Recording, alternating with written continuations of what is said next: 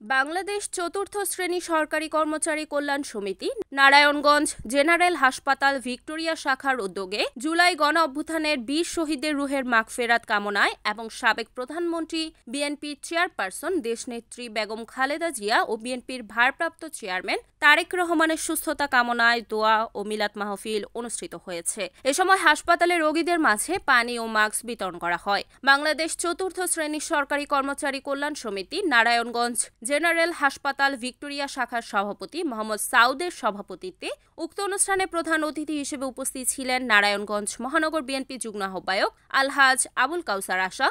বিশেষ অতিথি হিসেবে উপস্থিত ছিলেন জেনারেল হাসপাতাল ভিক্টোরিয়া আবাসিক মেডিকেল অফিসার ডাক্তার জহিরুল ইসলাম, নারায়ণগঞ্জ মহানগর সাবেক অর্থ বিষয়ক সম্পাদক সুজন মাহমুদ, নাসিক ১৪ নং ওয়ার্ড বিএনপির সাধারণ সম্পাদক হাজী মোহাম্মদ শফিউদ্দিন সোহেল, নারায়ণগঞ্জ মহানগর বিএনপির সাবেক ক্রীড়া ও সাংস্কৃতিক সম্পাদক মনসুর উদ্দিন পলিন, সদর থানা স্বেচ্ছাসেবক দলের যুগ্ম আহ্বায়ক জাহাঙ্গীর ব্যাপারী, সদর থানা স্বেচ্ছাসেবক দলের সাবেক সিনিয়র যুগ্ম আহ্বায়ক নাসির মিয়া সহ আরও উপস্থিত ছিলেন বিএনপি এবং অঙ্গ সংগঠনের নেতাকর্মীরা।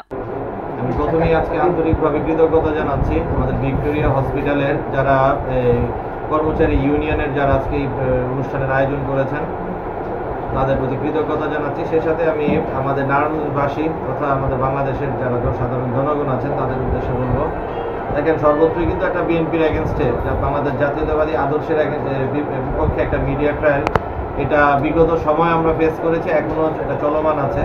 যে কোনো হত্যাকাণ্ড নৃশংসতাকে আমরা এটার প্রতিবাদ জানাই, ঘৃণা জানাই যে এই ঘটনা ঘটেছে, অত্যন্ত ঘৃণিত। এটা আসলে পুরো ভিডিওটা যে আমি দেখবো, দেখার মতো মানসিকতাও আসলে আমি পাইনি। আমি এই পর্যন্ত পুরো ভিডিওটা যে দেখবো দেখতে পারি নাই, খুব নৃশংসতা।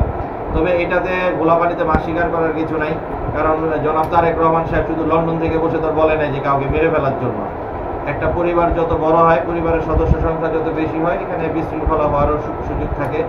এর মধ্যে অনেক ৫ তারিখের অনুপ্রবেশকারীও আমাদের মধ্যে ঢুকে পড়েছে। এই সব কিছুই আসলে একটা চলমান প্রক্রিয়া। বারবার দল থেকে কিন্তু বহিষ্কার করা, তিরস্কার করা সহ বিভিন্ন ধরনের ব্যবস্থা দল নিচ্ছে, কিন্তু আসলে বাংলাদেশ জাতীয়তাবাদী দল এটা তো আর রাষ্ট্রীয় ক্ষমতায় চলে আসে নাই যে প্রশাসন যে তার বিএনপি নিয়ন্ত্রণে, ব্যাপারটা এরকমও কিছু না।